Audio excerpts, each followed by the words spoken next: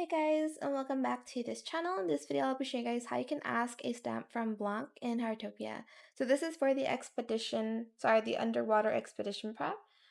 So select the expedition volunteer, leave it to me. So it says applaud for Blanc. Basically, you just have to go to your solo action and applaud for Blanc. That's it. Well, let me think. I'll go check out the plants in the water. Okay.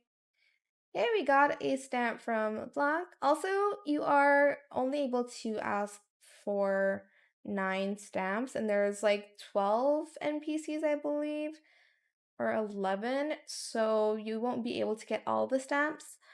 If you want like to get all of it from every town resident, but it's okay. You can just still go around asking so you can complete the quest. So yeah, that is it for this video. I hope it was helpful for you guys. Don't forget to like, comment, share, and also subscribe to this channel if you haven't done that already. If you have any more questions about this video, just leave it in the comment section down below.